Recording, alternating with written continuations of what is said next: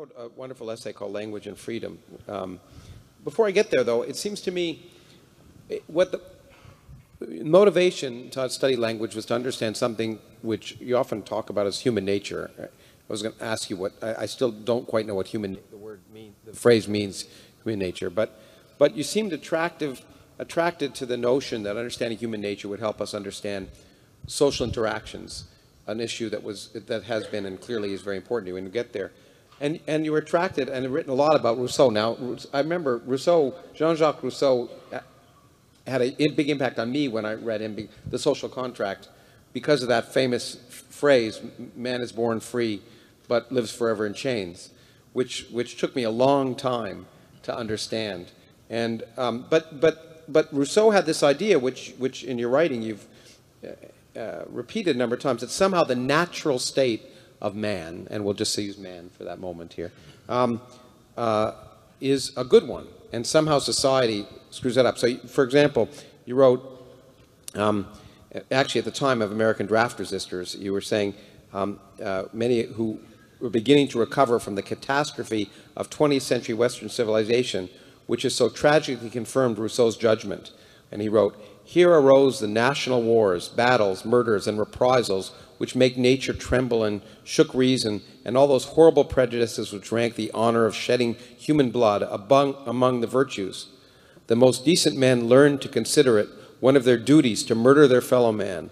At length men were seen to massacre each other by the thousands without knowing why.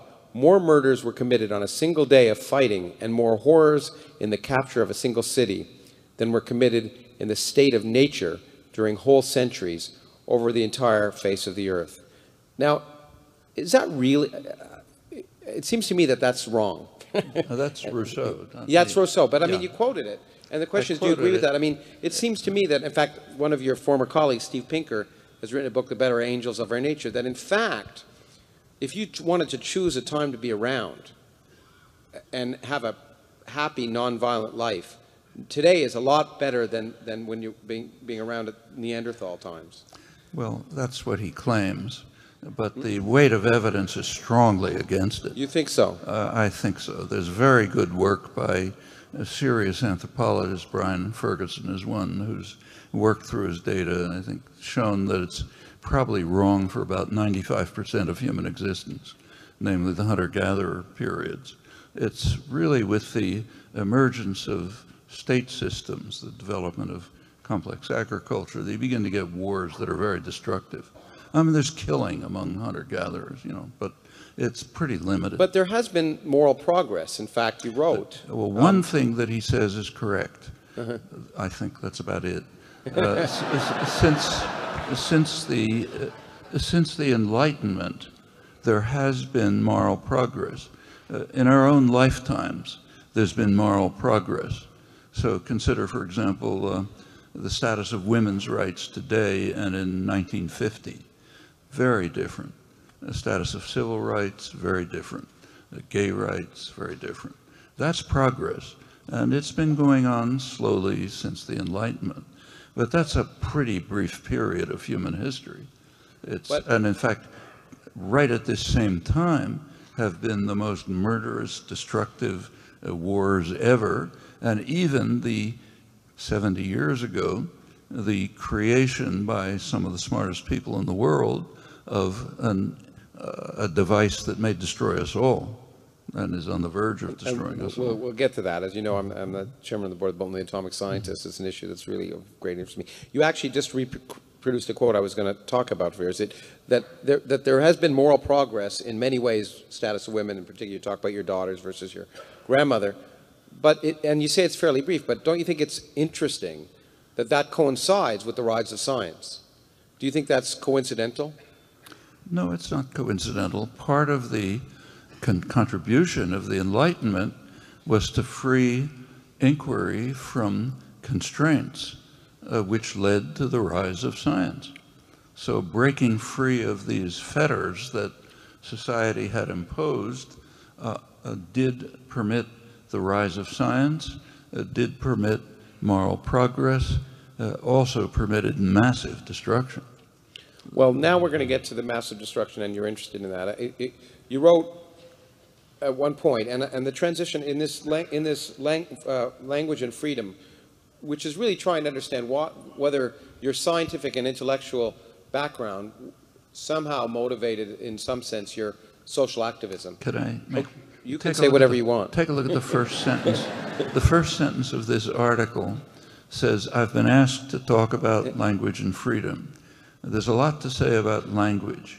There's a lot to say about freedom, but I have almost nothing to say about and. Okay, but here's one of the things... How are they connected? Here's one of the things you did say, which I find interesting, which I want to ask if it motivates you, okay? I mean, I like to believe that the intensive study of one aspect of human psychology, human language, may contribute to a humanistic social science that will serve as well as an instrument for social action. I would like to believe that's crucial. Yes, I would like to believe that. But has that been a motivator? No. I'm not saying you say it has, but in a personal sense, do you think that makes a connection in your own personal activism? Well, if you look at, as a historical fact, no, they're separate. But there is a kind of a connection, not a logical connection, nothing you can prove, just a suggestive relation. And it shows up in Rousseau. So if you take a look at, say, the work of Rousseau that I quoted, which is the second discourse on equality, that's his most libertarian writing. Yeah.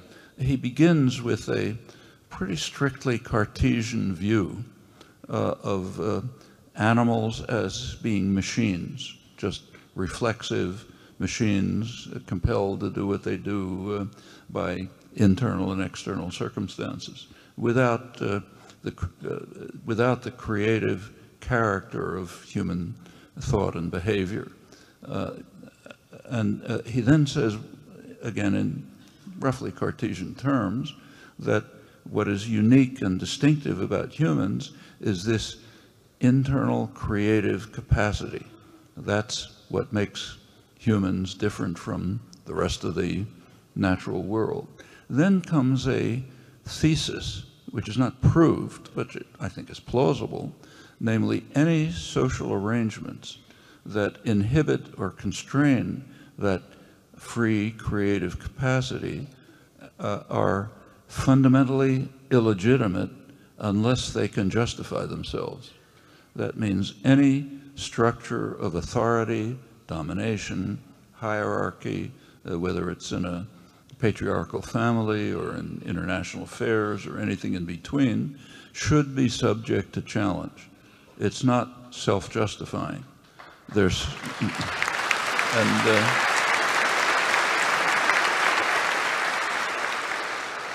I mean, you can see the chain of thinking. Notice it's not a proof, but beginning with the observation that specific to human nature, a term which I don't object to, we maybe could talk about that. Yeah. Inherent to human nature, what's special about us is this creative character, the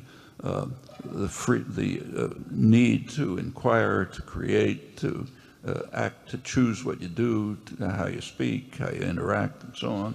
There's kind of a chain of thinking from that to the conclusion that which is in Rousseau, in fact, that social structures which inhibit that are illegitimate unless proved otherwise. Like sometimes you can give an argument in favor of authority. So if I'm walking down the street with, say, my 3-year-old granddaughter, and she runs into the street and I grab her arm and pull her back, I think I can give a justification for that. But the point is that the argument is that any form of authority and domination requires justification. And usually you can't justify it, in which case you have to dismantle it and replace it by something more free and just.